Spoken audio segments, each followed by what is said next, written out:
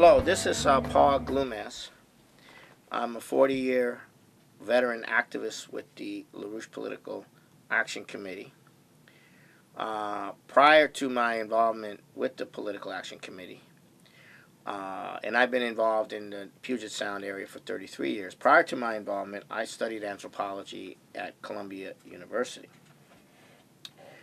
And over the years, I've been thinking extensively about the problem of anthropology being essentially that it, in terms of the origin of man on this earth and in terms of the origins of civilization, anthropology does not really recognize that human beings are human. And so when they look at the issue of the evolution of man's coming into being as a species from an evolutionary standpoint, they tend to look at the genetic similarities with apes, and they tend to look at the fossil from that standpoint, and they tend to look at the emergence of technology, at the emergence of culture in a similar way, as a kind of gradual process which occurs and which is going on, and it continues to go on. They tend to see themselves as products rather than as creative actors. They tend to see themselves as determined rather than willful creative actors. And when people say that we are created in the image of the Creator or some other concept, which means that we are willful and creative actors, and that we have the power to create, which is what the idea of the man in the image of the Creator is. This is just rubbish. This is just superstition. This is just religion. This is just an opinion. This is just people, who believe in God and what have you. Well, I'm not here to discuss religion. I'm not here to talk about religion. I'm here to talk about creating a new anthropology based upon the distinction between what a human being is and what an animal is.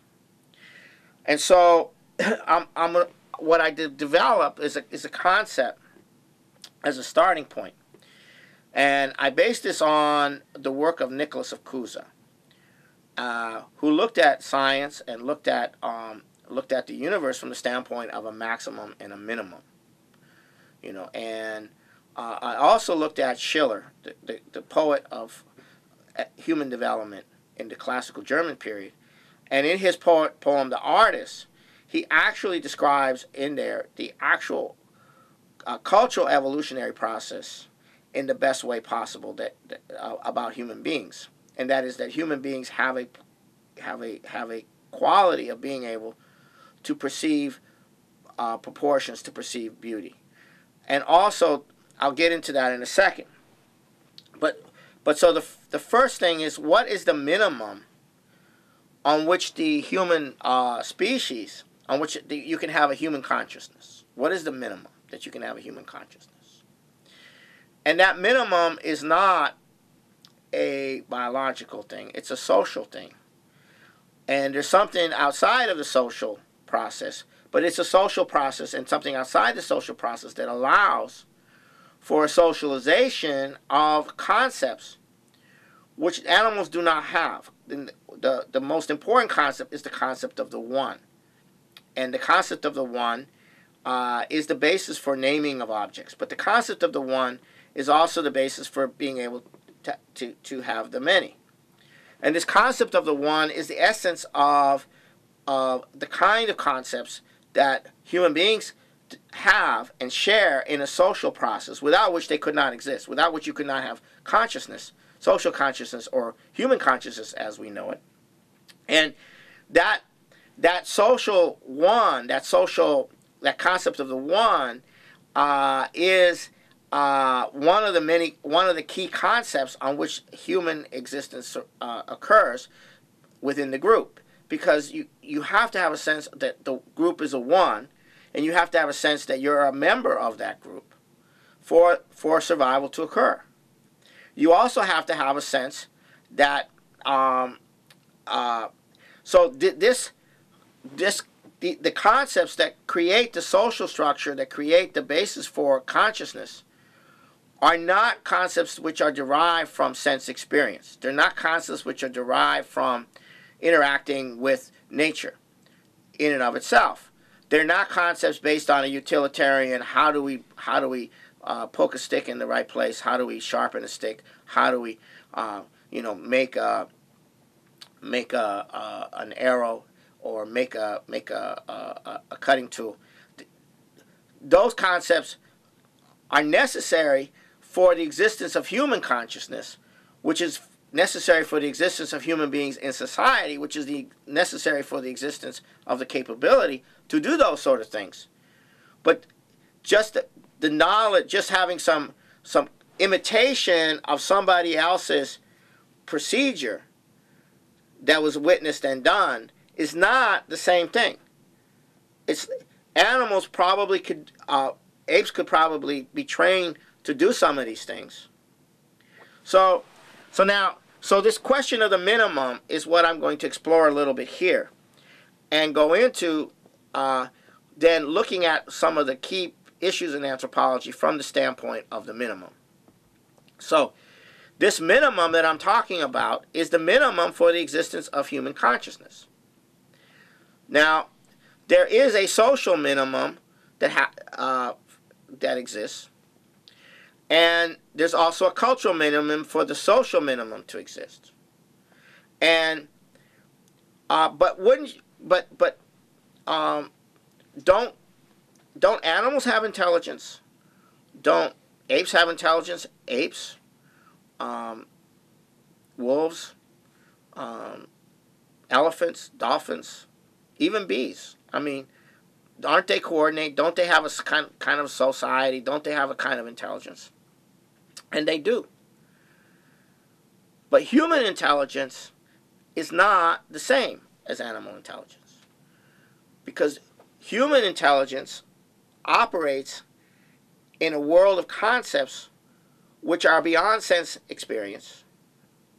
And this is not a behavioral issue of learning to do this or learning to do that or learning to copy this or learning to copy that, but they live in a different space mentally of concepts which are socially created. They're socially socialized. But without those concepts, you couldn't exist. And those concepts are of the type of the one, a concept of origin, a concept of the unseen or spirits. Those are the kind of concepts that exist, that have to exist for the society to exist. Because to the mind, to the human consciousness, the sensory world is incomprehensible. And the human being is driven by a desire for comprehension. And why is the human being driven for a comprehension is the fact that the human being, in the social sense, exists in a different space. It's a moral space in the broadest sense of the word. It's a space of concepts of the type I'm talking about. And it's a space of where the human being has this quality of a concreated power of judgment, which is what Nicholas of Cusa lays out. That is, the power to judge, the power to discern proportions, the power to have a sense of justice, the power to have a sense of beauty. And human being, the socialization of that power and the products of the effort to make comprehensible the incomprehensible physical reality, or the physical senses, what you experience through the senses, is that desire, that drive to make those things comprehensible, is the essence of what distinguishes man from the animals. That's a different quality. It doesn't mean animals don't have intelligence. It doesn't mean that animals don't communicate with each other. But animals don't have this quality. And this quality is the essence of human cognition, beyond which a minimum society collapses. Okay, now we come into the cultural question. In order for a society to exist, the society has to cooperate. The people in the society. There's no such thing as struggle or survival of the fittest. If human beings cooperate with each other. And existing in society means cooperation. It means sharing a certain concepts. But those concepts are created by individuals in the society, and those individuals are the leaders. And those individuals also create the identities on which the individuals in that society function, in that grouping function. And a culture is the actual product of all this entire process. Now, that culture has to develop greater power because there's a certain conflict between the identities one gets in the culture and one's perception of the incompleteness of those identities. So there's a certain desire for comprehension which is driving the whole process. And Schiller describes this in his poem, The Artist, best of all. And where the beauty in nature is provoking mankind to formulate, to create an imitation, which is that creating that imitation of beauty actually transforms man into a creative being. But the creation of an imitation of the beauty of nature is not only an attempt for comprehension, but it's an attempt to create for man this this beauty. Now, at the same time, you have in the culture, you have a need for it to develop, because otherwise, if the culture becomes too fixed, then the society collapses because the individual is stifled, and the stifling of the individual in the culture leads to the collapse of the fixedness of a culture cannot survive. The society can't survive, and the culture has to be developing. Now, this brings up the issue of language and the origin of language, and this is the biggest issue in anthropology. But from the standpoint of the minimum cognition that is required for the sustaining of the society, for the sustaining of the culture, the development of the culture to sustain the society, to sustain the cognition in the society, which is in this concreated power of judgment perspective, wherein the concepts of the one, the concepts of origin, the concepts of explaining the unseen, which is used to explain the visible, which is incomprehensible, the development of that and the development of that is the essence of the development of language. Now, the origin of language is neither all of a sudden language emerged, or all of a sudden it was created through sounds or what have you, because human beings had to be human before they create language. Or, put it another way, language can be created before they are human, but it's not human language. I'm not, that's kind of unclear what I'm saying, but in other words, human beings create language. Grammarians and linguists don't create language. Human beings create language. And human beings are constantly creating language.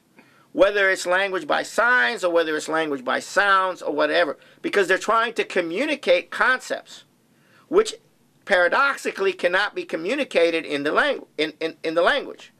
So the language is used as a mnemonic attempt to trigger a concept that exists in the mind of one individual that is being triggered, that pre-exists in the mind of another individual.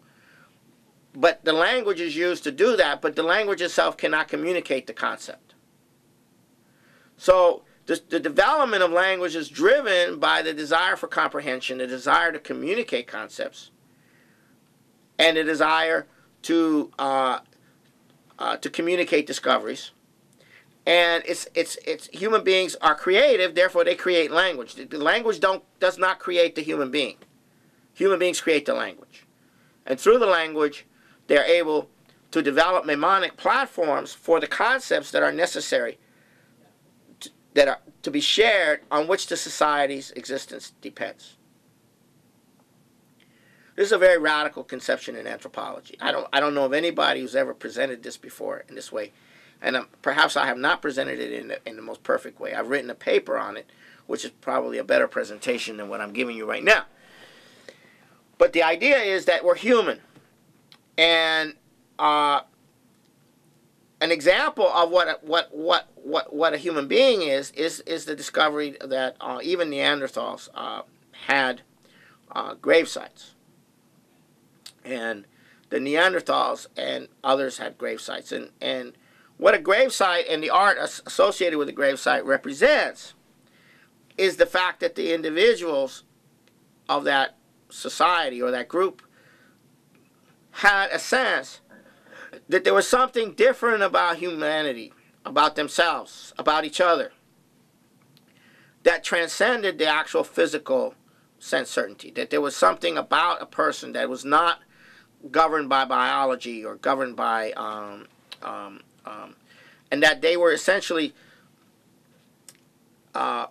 representing that in the burial process, that they were actually representing or reifying that for the society themselves, that there was something outside the bounds of sense perception, outside the bounds of biology, outside the bounds outside the bounds. So essentially, this is an example of a perception of humans about the nature, their nature, which is not animal. Now, the other corresponding fact is that if a culture is stifling the creative process, the culture has to collapse. Because a population is expanding, there has to be creative breakthroughs in order to change the relationship that human beings have with the environment in order to continue to have human beings exist. So human beings are recreating themselves through creating and recreating culture. And when they are unable to do so, that's when the society collapses. No human beings can exist as animals. A lot of anthropologists and early explorers, when they came upon pre-agricultural societies, they thought these agricultural societies were very pristine because they didn't have the greed principle in them. People were very well behaved. And a lot of people thought that this primitive condition was the natural condition of man. But actually what they did not take into account is the dynamic of leadership that exists in every human society. No matter how primitive, there is leadership. And without leadership, those societies cannot exist. And the leader is not the strongest guy that goes out and is the best hunter. It's usually often the weakest person, or often a woman, who is the leader, spiritual leader. And what does the spiritual leader do? It creates the concepts, it creates the ideas, it creates the stories, it transmits the stories of origin, the cosmology that is created to explain the unexplainable, which is the physical sensations. And that the physical, incomprehensible, empirical reality that cannot be comprehended. So human beings create an approximation of some causality behind that, and that's in the form of discussing the unseen, or what might be shaping the visible universe. Animals don't do that. Animals aren't trying to figure out why this is happening or that's happening, or what's causing this to happen or what's causing that. Animals don't do that. Human beings do that, and that's the nature of humanity from the very beginning. And these individuals, some people would call them shamans. And it's the shaman who's responsible for the psychological condition of the group. Because in a group of that nature, existence is not a given. And if you have one person who's not functioning in a cooperative way, it's very disruptive. And therefore, the shaman has to deal with that person. Or the leadership has to deal with that person for the group. And therefore, people are well behaved because any greed instinct, any ego that interferes with the development or function of the group has to be dealt with. And it is dealt with in the form of, well, you have an evil spirit that's disrupting the group. You have to get rid of that evil spirit, or you have to leave the group and die. Because outside the group, you can't survive. So all these ideas of struggle of the survival of the fittest, all these ideas are total garbage. Human existence only occurs in the most extreme form of cooperation, but that cooperation cannot cause a fixed culture to set in to cause the restriction on the creative potential of the individuals. Because that creative potential of the individual making creative contributions has to exist in the culture for the culture to survive over time. So these are the things that a new anthropology has to look at. So when you find archaeological artifacts, or you find bones, or you find whatever, you can look at the bones from a genetic and compare them to the, like they compared various different bones with different genetic, how close they were genetically and all of that. But that doesn't tell you what a human being is. It doesn't define what a human being is and how human beings actually exist as humans and how they actually develop from the minimum to develop the capacity to continue developing. None of that is explained in existing anthropology. Okay? And there is this distinction. And if you start from that distinction, then the issue of the origin of language is not so big a deal, because it's not language that created man, it's man who created language. And man, had to be human, had to have a human capability in order for language to be created. But that doesn't necessarily mean that humans had a full development of the larynx and everything like that before they were human. It just means that the process of creating a language was driven by the desire for comprehension. And animals have language. Animals have all kinds of languages to communicate. They can communicate emotions. They can communicate all kinds of things. But human beings are not functioning in an animal language orientation. Although they could. At times people do. But human beings can have animal-like communications, but they have something else, which is a human communication of concepts. And that kind of communication does not exist between animals. And the confusion that exists in the field of biology and the field of anthropology is there's no distinction on this. There is none. And this is big. This is huge, because people walk around thinking they're animals. They deny their humanity. It's implicit in the culture. It's implicit when you get an education in the schools. It's implicit when you study biology. It's implicit when you study sociology. It's implicit when you study anthropology. That you're nothing more than an animal, a complicated animal, governed by instincts, governed by premeditated genetics or whatever. And you're not. You're a human being. And you have that capacity of concreated power of judgment that can reflect upon your nature, that can reflect upon unseen spirits, that can that upon the fact that you're there's a one, you're part of a one. You're not just you. You're not just it. But that's a concept. That's not, you're in a wolf pack, right? It's not the same thing. And we, as human beings, are being treated very improperly, and a great disservice is being done to us by the disciplines of biology and anthropology today. And we need to change that. We need to have a concept of man, which is based upon our distinction from animals, rather than one that is just an elaboration or of a more complex animal.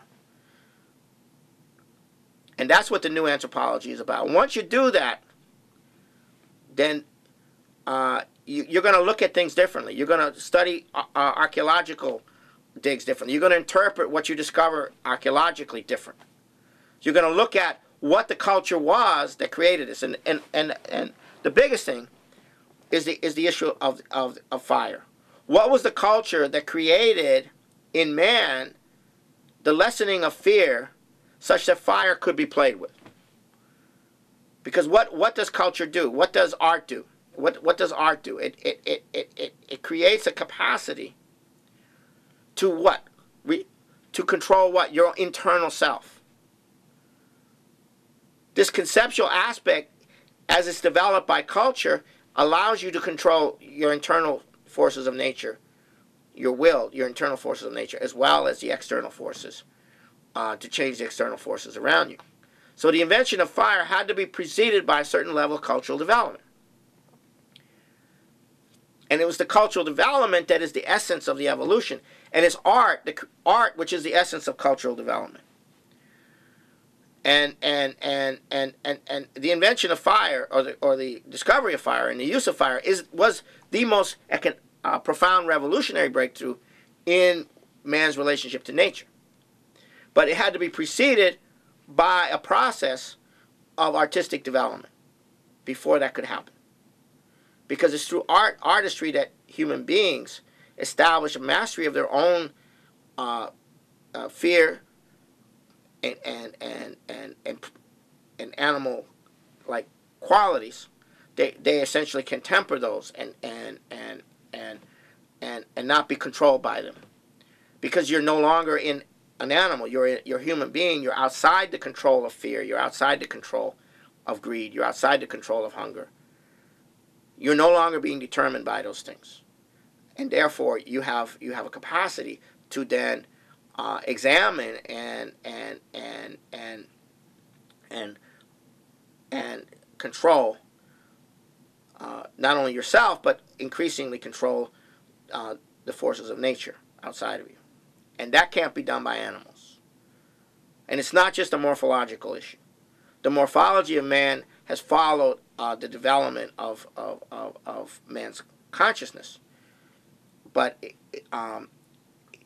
this quality is very different. And when human cultures and human societies collapse below the minimum, and they no longer maintain the minimum in their society, as is the case here, we're no longer maintaining the minimum cultural level and social level to be able to maintain cognitive human beings, then the whole society collapses. And I could say a lot more, but I'll leave it at that.